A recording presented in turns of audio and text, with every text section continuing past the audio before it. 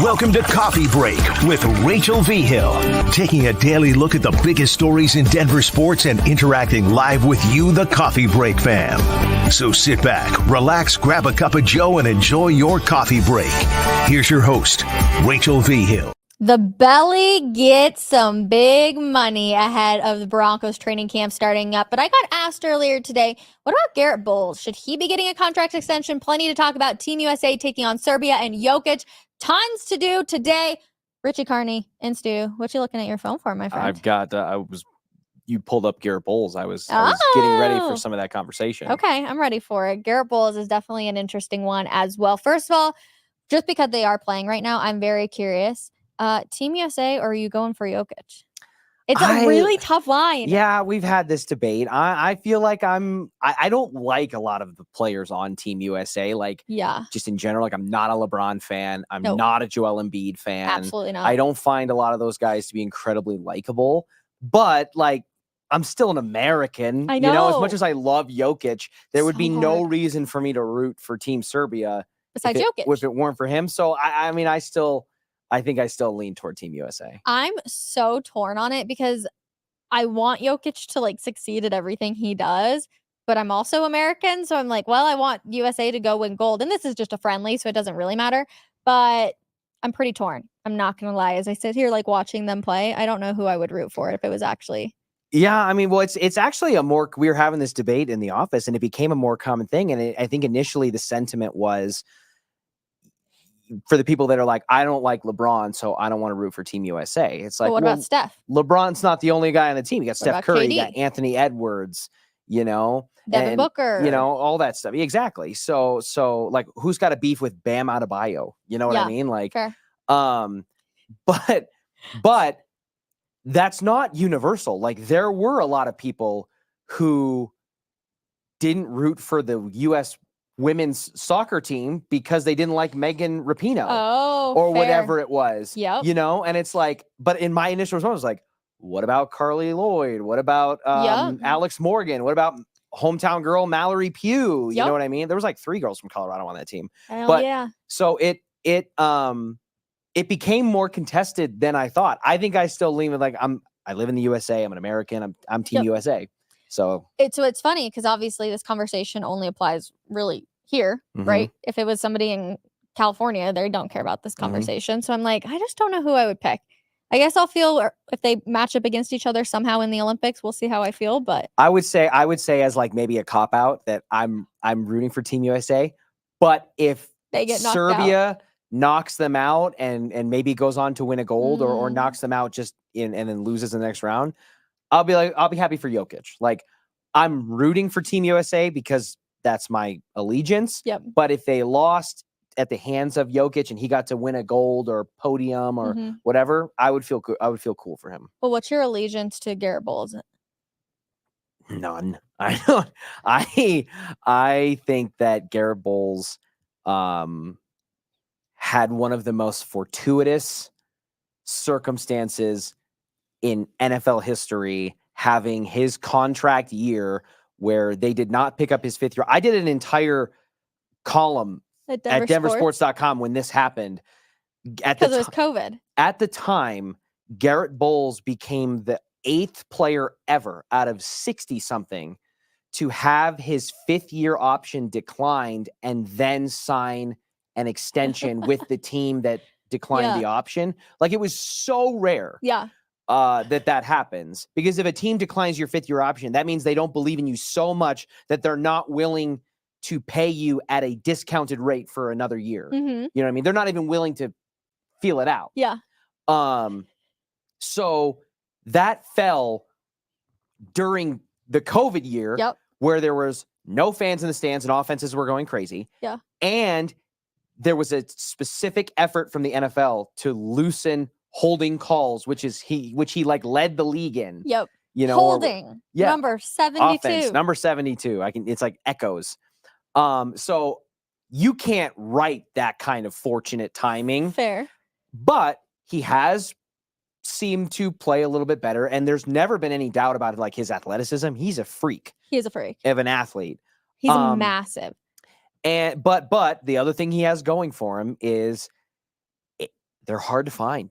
Oh, yeah. True stalwart tackles, bookend guys are hard to find. And so if you don't have a Trent Williams who has like $140 million contract or whatever it is, or you don't have a Ronnie Staley or whatever it is, sometimes you got to just be okay with, like, the grass isn't always going to be greener. And Garett Bolles kind of seems like he falls right in that window. Like, is he an elite level tackle? Is he like somebody that the rest of the league is like, oh my gosh, we got to watch out for this guy?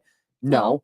But is he better than league average? Maybe a little bit. Yeah. So this got brought up to me because on Denver Sports Daily today, somebody said, would it be acceptable for the Broncos and for Garett Bolles? He's 32 years old. They give him a 2-year extension, leaves him at 35 years old, roughly, right, or depending on when his birthday is.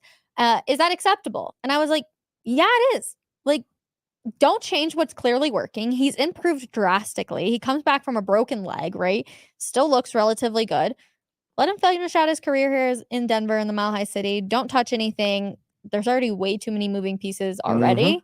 Just keep it simmer, easy peasy. Yeah, I think it's kind of a two-pronged argument there. You brought up the fact that there's so many moving pieces, most notably going to be the quarterback at some point. Running back. We're going to see Bo Nix play at some point. So when you've got a rookie quarterback, he's already got enough on his plate trying to, baptism by fire, adjust to the NFL. Yeah. You need to do what you can to make that transition easier for him, including obviously keeping him upright. Yep. So not having a rookie quarterback who's not also having to deal with brand new pieces on the offensive line and guys that aren't familiar with each other and all of that, there's an argument there. When you asked me the question first, naturally the first question in my head, which I feel like I use as a caveat a lot, when you ask me like a very pointed, would you do this for this question? It's always like, well, what's the circumstances? So that's why I was looking up, like, what other free agent tackles? Like, if it's not going to be, if I'm turning down Garett Bolles, who else am I going to go get, right? Where's my Mike McGlinchey or my Ben Powers? And there actually is some decent names. Hit me. Cam Robinson in Jacksonville, Taylor Decker in Detroit, Ronnie Staley in Baltimore, Tyron Smith. They're all free agents next year. Tristan Wirfs is coming off of his deal with the Buccaneers. Now, you got to figure that almost all of those guys, if not all of them, are going to re-up with those teams. For sure. So it's not, you can't, just because a name is going to be a free agent doesn't mean that it's like realistically fair game and available, especially for the Broncos who just got back who are just going to be getting back all their draft capital that they've mortgaged, for all this stuff. So are they going to jump right back in and give away a first round pick and something else for a premier left tackle? Yeah. Probably not. So, those names are out there. And when you stack those up next to Garett Bolles, he's not like number 1, number 2 on that list. But I think I would lean in favor of, unless it just totally falls apart and he goes back to like rookie contract Bolles and it's holding offense number 72 all the time. If it's not, with everything else that's broken on this team, if it's not broke, or if it's, what's the saying? If the saying is, if it's not broke, don't fix it. But you have to amend that a little bit for the Broncos because so many things are broken. Yep. So in this case, it's like, if we can duct tape and WD-40 it, don't get rid of it. You know what I mean? Like, if we can make it work with Garett Bolles, let's not go out of our way and spend a bunch of Mike McGlinchey, because don't forget, there were a lot of, we paid Mike McGlinchey, the Broncos paid Mike McGlinchey and Ben Powers a lot of money. And I think a general consensus was that neither of those guys consistently lived up to that number. Totally. So do you want to just, after doing it with 2 of your 5 offensive line starters last year, do you want to get rid of Garett Bolles and roll the dice on another one? Yep. You know what I mean? So I think unless it just totally goes off the rails, I think he's going to walk into another extension. Here's my thing. And people have been getting, I feel like, a little angry at me because it makes it seem like I'm really down on the Broncos. But the Broncos are not a Super Bowl contender team. They are rebuilding this year. Yeah, if somebody says they're a Super Bowl contender team, I think people want them to be a playoff team. Yeah. Which that's even a bit of a struggle. Like, if they're going to win more than 7-8 games, you're going to have to You're going to have to show me where your logic is on the schedule there. There is no reason, unless they are rookies, they are new guys, or you just have a spot to fill, to go after anybody that you have to pay a lot of money to. So we're talking about these guys, right? Yeah. No, it doesn't make sense. You wouldn't have that you wouldn't have that logic for 2025. You could have that logic for 2026. If Bo Nix comes out and has a CJ Stroud like year and just lights it up, I would love that right, so much. Because like you know, we didn't. I'm not. I mean, CJ Stroud went like, what was it, third overall or something like that, second overall behind Bryce Young. Yes. And like, so it's not like it's not like CJ Stroud came out of nowhere. It was crazy how much better he looked than Stroud, who went number one, or than Bryce Love, who went number one. But if Bo Nix came out of nowhere and had a year like that, and it's just ripping it up, and it's like, oh no, we can compete for a wild card spot.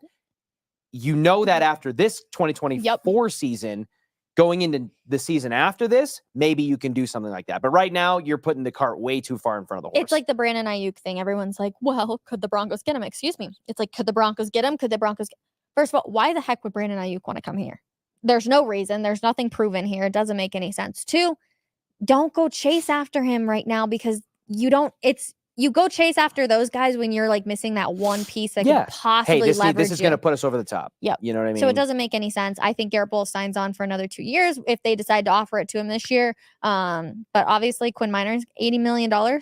Holy cow. Yeah, the belly brought him big. $20 million a year for a guard is elite level money. Insane. He's a top 5 paid guard in the NFL, and that's he's really top 3 because there's a 3-way tie, I think, at third. Exactly, at 20 mil. So, and I'll give a shout out. I'll give some credit to our guys, Andrew Cecil Mason. and Mace, who called their shot on Orange and Blue today. I know. Before all this went down, and was like, they need to do it now and get him at 20, because if they wait till the middle of the season or the end of the season, he could be 23, 22, 24.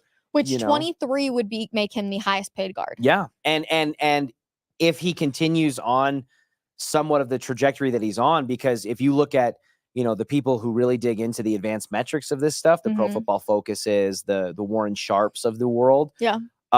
Quinn Meinerz is off the charts for a guard with those metrics. And so when that factors into the dollar amounts, you could easily see if he has another good season, that with the inflation, salary cap going up and all that, that he could have been 22, 23, 24, somewhere in that ballpark. So shout out to those guys for calling their shot, because that was not on my radar at all. When I saw that the notification come across, the breaking news, I was like, that's a big number. That's a huge, massive number. And what's crazy is I did a little research this morning for the guys in the morning down the hall.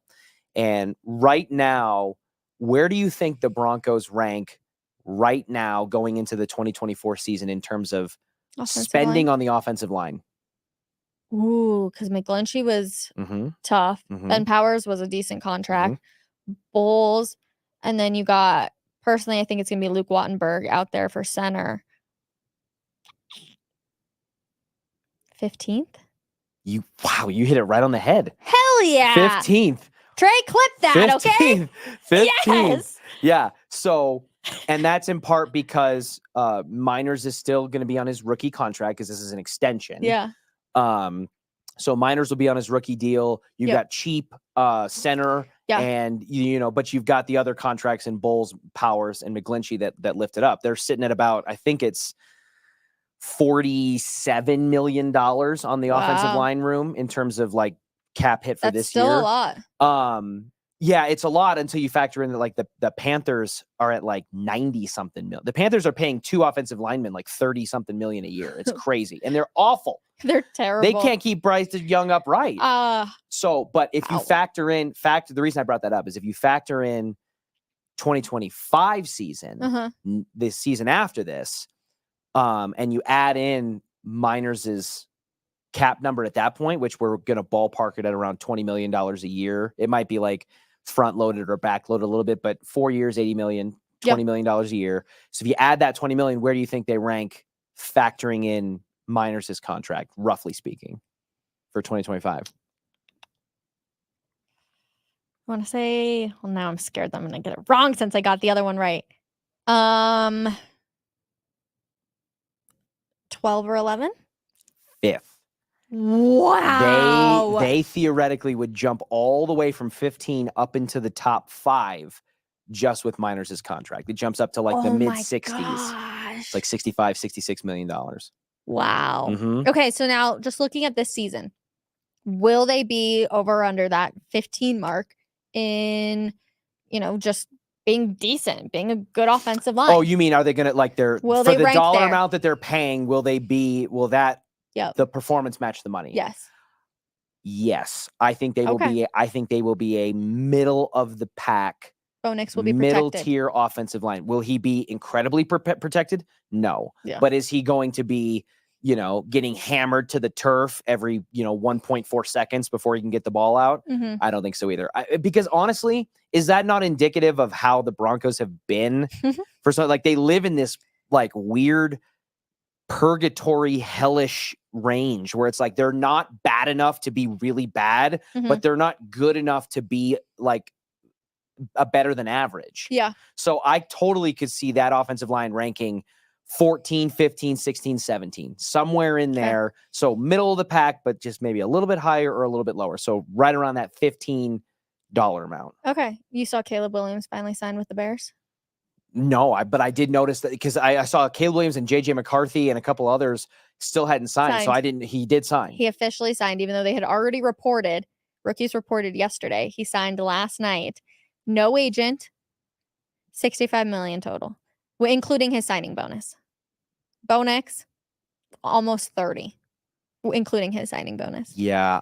The difference between going number 1 and going number 12 and being the 5th quarterback taken off the board. Yeah, it's crazy. The amount of, and you said Caleb Williams was 65. Like that used to be like just automatic, no negotiation. Guys got more than that back in like the Matthew Stafford, Sam Bradford era before the rookie wage scale. It's crazy to look at the numbers back then of what those guys were getting, especially like the number 1 or number 2 overall quarterbacks that end up being busts. It's like they just robbed the NFL for $80 million and they didn't even make it out of their rookie contract. They didn't even play 4 years in the NFL kind of thing. So yeah, no, it's staggering, but I just have this nagging feeling.